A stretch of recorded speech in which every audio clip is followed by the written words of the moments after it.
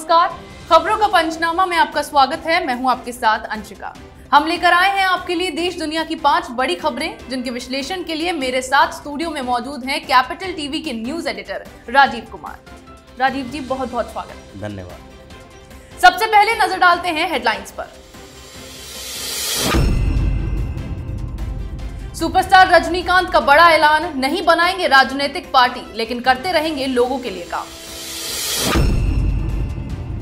किसान संगठनों और केंद्र सरकार के बीच एक बार फिर होगी बैठक। पिछले 1 महीने से दिल्ली की सीमा पर आंदोलन कर रहे हैं किसान। जेपी नड्डा के काफिले पर हमले के जिम्मेदार अफसर पर मेहरबान हुई ममता सरकार, पहनाया प्रमोशन का ताज। पीएमसी घोटाला मामले में ईडी के सामने आज नहीं पेश होंगी संजय राउत की पत्नी, 5 जनवरी तक का मांगा समय। चीन ने अमेरिका को युद्ध के लिए तैयार रहने की दी धमकी, कहा ताइवान पर दखलंदाजी पड़ेगी भारी।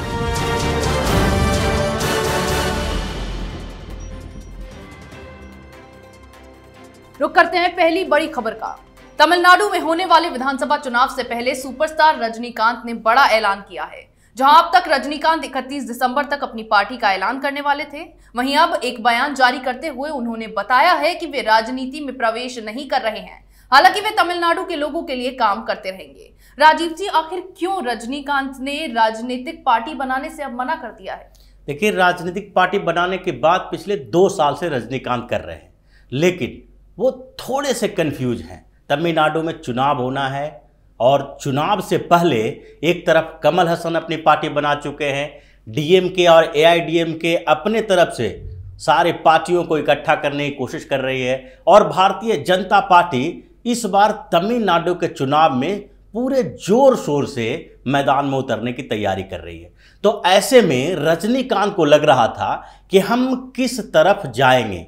एक तरफ एआईडीएमके भी रजनीकांत को ऑफर दे चुके हैं, भारतीय जनता पार्टी की तरफ उनका रुझान पहले से ही रहा है, और कमल हसन भी अपना दरवाजा खोल के रखे थे कि अगर रजनीकांत हमारे साथ आते हैं तो हम साथ में चुनाव लड़ने के लिए तैयार हैं। अब रजनीकांत को पूरी परिस्थितियों में लगने लगा कि अचानक से हमारे पास इतना समय नहीं है कि तैयारी कर पाएं, और उस तैयारी के कारण अगर पिछड़ गए तो सुपरस्टार की जो उनकी छवि है उसको भी नुकसान पहुंचेगा, और तमिलनाडु की सियासत में वो चीफ मिनिस्टर के दावेदार भी नहीं बन पाएंगे। तो वो करीब करीब ये फैसला कर चुके हैं कि हम राजनीतिक पार्टी नहीं बनाएंगे, लेकिन राजनीति से उनका अलगाव नहीं होगा। वो जैसा लग रहा है कि वो अंतिम समय तक अपने पूरे फैंस के साथ, फैंस क्लब उनका है और बड़ा समर्थक वर्ग है तमिलनाडु में, तो कहीं न कहीं वो भारतीय जनता पार्टी की तरफ रुख करेंगे। वो पॉलिटिक्स में तो जाएंगे और पॉलिटिक्स में रहेंगे भी, लेकिन लोगों की सेवा करने का मतलब है कि अपने लोगों के साथ, तमिलनाडु के लोगों के साथ संपर्क बनाए रहेंगे, और उस संपर्क का इस्तेमाल किसी पार्टी के लिए कर सकते हैं, अपनी पार्टी के लिए नहीं। क्योंकि द्रविड़ आंदोलन के बाद रीजनल पार्टी जो तमिलनाडु में है वो 1-2 नहीं 3-4 पार्टियां बन चुकी है, और सुपरस्टार जो तमिलनाडु की राजनीति में फिल्मी दुनिया के लोगों की बड़ी भूमिका रही थी, वो भूमिका अब कमल हसन और रजनीकांत के बीच बंटने वाला है। क्योंकि करुणानिधि की भी मौत हो चुकी है, जयललिता की भी मौत हो चुकी है, और अब वो जगह खाली बची हुई है। लेकिन वो चाहते हैं कि किसी बड़ी पार्टी के साथ करें, तो अंत में वो घूम फिर के कहीं न कहीं भारतीय जनता पार्टी के साथ अपना सहयोग देंगे, समर्थन देंगे, और भाजपा में ही वो अपना राजनीतिक भविष्य देख रहे हैं। जी, चलिए रुक करते हैं अगली खबर की ओर। केंद्र सरकार और किसान संगठनों के बीच 30 दिसंबर को एक बार फिर कृषि कानूनों के मसले पर चर्चा होने जा रही है। पिछले करीब 1 महीने से दिल्ली की सर्दी में बॉर्डर पर बैठे किसान अपनी जिद पर अड़े हैं और कानून वापस लेने की मांग कर रहे हैं। हालांकि सरकार ने किसानों से वार्ता करने को कहा है और दिक्कतों को दूर करने का आश्वासन दिया है। अब दोनों ही पक्ष अपने अपने रुख पर अड़े हुए हैं। ऐसे में इस बैठक में क्या होता है, इस पर देश की निगाहें टिकी हैं। राजीव जी, अब जो बातचीत किसान संगठन और सरकार के बीच में होने वाली है, क्या नतीजा उसका निकल सकता है? किसान संगठनों ने जो मांग रखी थी, जितनी मांग किसान संगठनों की थी, उसमें से एक मांग को छोड़कर सारी मांग सरकार ने मान ली है। अब लगभग सरकार ये बता चुकी है कि किसान संगठनों ने आंदोलन शुरू करने से पहले जो मांगे रखी थी कि एमएसपी पर गारंटी होनी चाहिए और न्यायपालिका का इसमें इन्वॉल्वमेंट होना चाहिए। केस मुकदमा करने के लिए जो नगर न्यायपालिका को इससे दूर रखा गया था, ट्रिब्यूनल फैसला करने की बात थी, वो भी मान चुकी है। उसके साथ साथ जो मंडियों की व्यवस्था है उसको बनाए रखने की बात हो चुकी है। मंडियों की व्यवस्था के साथ साथ पंजीकरण के मुद्दे पे जो किसान संगठनों और सरकार के बीच थोड़ी अनबन थी, वो भी सरकार ने स्पष्ट रूप से बता दिया कि मंडियां बनी रहेगी और रजिस्ट्रेशन के लिए राज्य सरकार को कुछ अधिकार दिए जाएंगे। अब लगभग सारी मांगे किसानों की मान ली जा चुकी है जो आंदोलन कर रहे हैं। उनकी एक मांग, बस एक मांग ऐसी है कि इस कानून को खत्म कर दिया जाए। लेकिन कानून ऐसी चीज है कि जिसके बनाने की प्रक्रिया भारत में ऐसी बनाई गई है, दोनों सदन से पास करवाना होता है और पास करवाने के समय चर्चा होती है संसद में, लोकसभा में भी, राज्यसभा में भी। सारी पार्टियों को उसमें पार्टिसिपेट करने का मौका दिया जाता है और उस चर्चा के दौरान विपक्षी पार्टियों को भी अमेंडमेंट रखने का, यानी कि उसमें संशोधन करने का अधिकार होता है कि संशोधन के लिए प्रस्ताव दे सके। ये सारी प्रक्रिया पूरी हो चुकी है। उसके बाद अब जो कानून सामने है उसमें संशोधन किया जा सकता है, उसको खत्म नहीं किया जा सकता है, क्योंकि जो प्रेशर पॉलिटिक्स चल रही है यहाँ पे किसानों को लेकर, वो प्रेशर पॉलिटिक्स पर मोदी सरकार ने स्पष्ट रूप से कह दिया है कि हम दबाव में आने वाले नहीं हैं। कृषि मंत्री नरेंद्र सिंह तोमर ने भी बोला, प्रधानमंत्री नरेंद्र मोदी ने भी कहा कि ऐसी स्थिति नहीं है। तो अब जो किसान संगठन फिर से बातचीत के लिए तैयार हुए हैं, तो सरकार ने कहा है कि ओपन माइंड से आप बातचीत कीजिए, खुले दिमाग से, और उसके बाद समाधान का रास्ता तलाशिए। अगर ये समाधान का रास्ता बंद करने की कोशिश की जाती है, विपक्षी पार्टी और किसान संगठन इसको लेकर रिजिड होते हैं, तो ऐसी स्थिति में फिर इसकी स्थिति भी वही होगी जैसे सीएए के खिलाफ चल रहे आंदोलन की हुई थी, और फिर इनको अपने ही मुंह के बल गिरना पड़ेगा और फिर अपने आप वापस लेना पड़ेगा। किसानों का कोई लाभ ये नहीं दे सकते हैं। जी, अब बात करते हैं बंगाल की। बंगाल में विधानसभा चुनाव से पहले सियासी ड्रामा तेज हो गया है। ममता सरकार उन अधिकारियों का हौसला बढ़ाने और प्रमोशन देने का काम कर रही है जिन पर कि बीजेपी के राष्ट्रीय अध्यक्ष जेपी नड्डा की सुरक्षा की जिम्मेदारी थी। जेपी नड्डा के काफिले पर हमले के दौरान ड्यूटी पर तैनात रहे 3 आईपीएस अधिकारियों में से एक को ममता बनर्जी सरकार ने प्रमोशन का तोहफा दिया है, जिसके बाद बीजेपी ने बंगाल की राज्य सरकार पर हमला बोला है और इसे उकसाने वाला कदम बताया है। राजीव जी, जिस अधिकारी को सरकार की ओर से समन किया गया था, अब उसी अधिकारी को ममता बनर्जी ने प्रमोशन का तोहफा दे दिया। बिल्कुल, ये पश्चिम बंगाल में अभी एक साइकोलॉजिकल वार चल रहा है, मनोवैज्ञानिक युद्ध। पश्चिम बंगाल की स्थिति ऐसी हो गई है कि जहां चुनाव जीतने के लिए भारतीय जनता पार्टी और तृणमूल कांग्रेस के बीच एक साइकोलॉजिकल युद्ध चल रहा है, जिसमें ममता बनर्जी को लग रहा है कि किसी भी तरह से लोगों को भरमाने के लिए, भ्रमित करने के लिए हम मनोवैज्ञानिक तौर पर ये कम से कम जाहिर करें कि हम जीत रहे हैं, केंद्र सरकार हमारे सामने कुछ नहीं है, हम यहाँ के सर्वे सर्वा हैं। एक सुपरबेसी का जो दबाव है उनके ऊपर, उसी दबाव को कम करने के लिए ममता बनर्जी ऐसे काम कर रही है, क्योंकि केंद्र सरकार ने पहले ही उन अधिकारियों को प्रतिनियुक्ति करने के लिए बात कही थी कि केंद्र में ये लोग वापस आ जाए, लेकिन ममता बनर्जी ने उस पर भी अपनी बात नहीं मानी। और उसके बाद जो ममता बनर्जी इनको प्रमोशन दे रही है, वो उन्हें समझना चाहिए कि जिन अधिकारियों के लिए, कोई भी अधिकारी हो कहीं भी, अगर लॉ एंड ऑर्डर की सिचुएशन क्रिएट होती है, अगर किसी सरकार के ऊपर कोई एक्सटर्नल दबाव नहीं भी होता है, तो ऐसी स्थिति में तबादला किया जाता है वहाँ के अधिकारी को जो उसके लिए जिम्मेदार होते हैं। और ये जो मामला आया था जेपी नड्डा का, जेपी नड्डा के काफिले पर हमला, यानी कि भारत की सबसे बड़ी पार्टी जिसके इतने बड़े समर्थक वर्ग हैं, जो 50% से ज़्यादा वोट लेकर आती है, उस पार्टी के राष्ट्रीय अध्यक्ष के सुरक्षा को खतरा पहुंचाने वाले लोग और उनको संरक्षण देने वाले अधिकारी को अगर सजा के बदले प्रमोशन दिया जाता है, तो ये उस राज्य के प्रशासन के लिए दुर्भाग्य की बात है, लोगों के लिए दुर्भाग्य की बात है, क्योंकि वहाँ के लोगों की सुरक्षा की गारंटी फिर कोई दूसरा नहीं दे सकता है। और ममता बनर्जी चुनाव के हारने की स्थिति को देखते हुए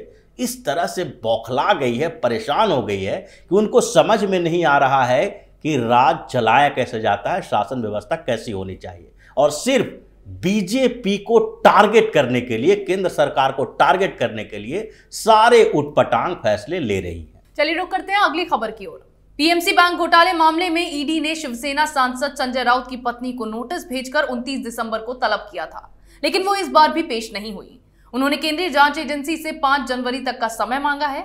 संजय राउत की पत्नी से पूछताछ के संबंध में ईडी ने तीसरा समन जारी किया था। इससे पहले भी वो 2 बार स्वास्थ्य आधार पर जांच एजेंसी के समक्ष पेश नहीं हुई थी। राजीव जी, आखिर बार बार ईडी के समन के बाद संजय राउत की पत्नी समय मांगती है और पेश नहीं होती, क्या डर है उनको, क्यों पेश नहीं होती? सबसे ज्यादा डर संजय राउत और शिवसेना को है। वर्षा राउत तो एक मोहरा है। वर्षा राउत अपने आप में कोई ऐसा व्यक्तित्व भी नहीं है और कोई पॉलिटिशियन भी नहीं है। संजय राउत पहले से ही डिफेंसिव मोड में आ गए हैं। सबसे पहले तो ये बात है कि अगर कोई केंद्रीय जांच एजेंसी हो या राज्य की जांच एजेंसी हो, जांच एजेंसी समन भेजती है और उसके सामने पेश होना होता है। यानी कि आप अगर सच्चाई बताना चाहते हैं या चाहती हैं, कोई भी अगर सच्चाई बताना है जिसको, उसको टाइम लेने की ज़रूरत नहीं पड़ती है, सच को छुपाने की ज़रूरत नहीं होती है।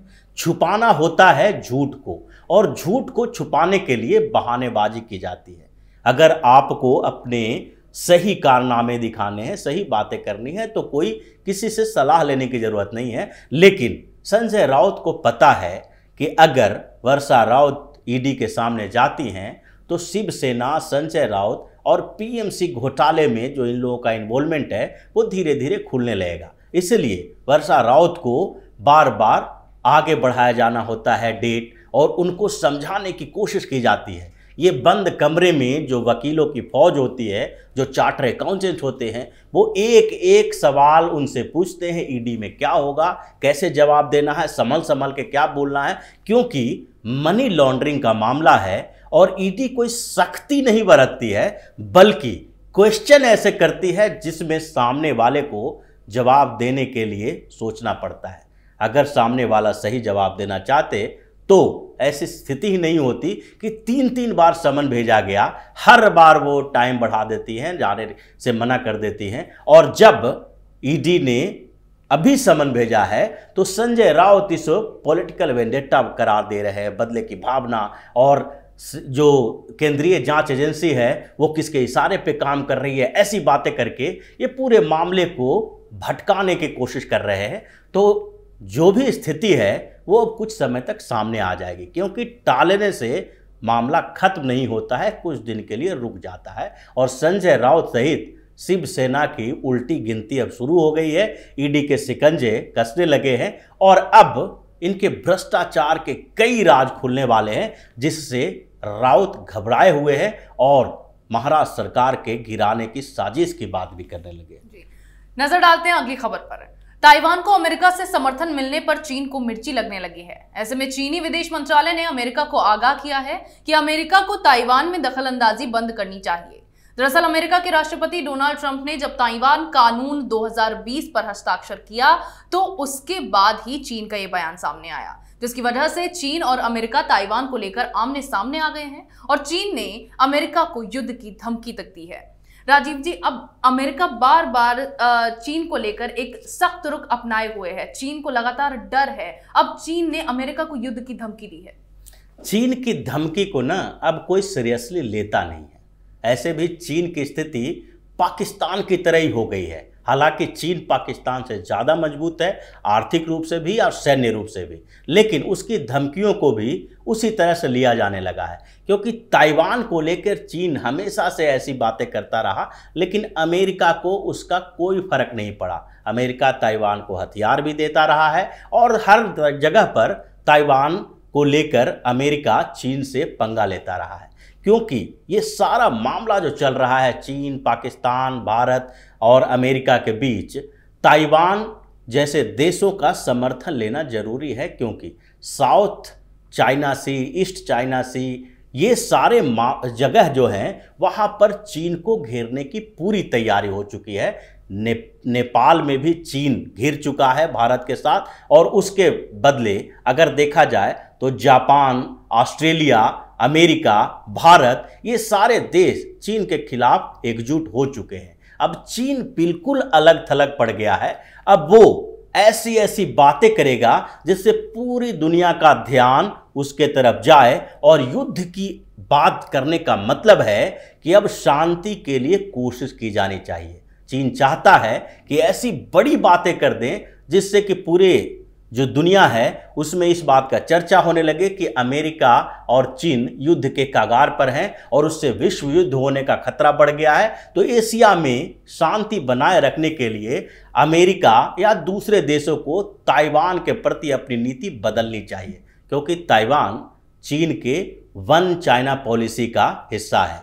तो ऐसी स्थिति में चीन सिर्फ और सिर्फ गीदड़ भभकी दे रहा है, लेकिन उसकी इस गीदड़ भड़की का किसी को प्रभाव नहीं पड़ने वाला है। अमेरिका ताइवान को सहयोग देगा, भारत भी देगा। भारत की भी ताइवान के प्रति जो नीति है वो बदल चुका है मोदी सरकार के समय में। इसलिए चीन अब इन बातों को बढ़ाने की कोशिश करेगा, लेकिन उसका दूरगामी प्रभाव चीन के ऊपर ही पड़ने वाला है।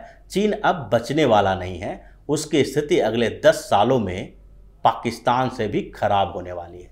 जी राजीव जी, देश दुनिया की तमाम बड़ी खबरों पर हमारे साथ विश्लेषण के लिए बहुत बहुत धन्यवाद।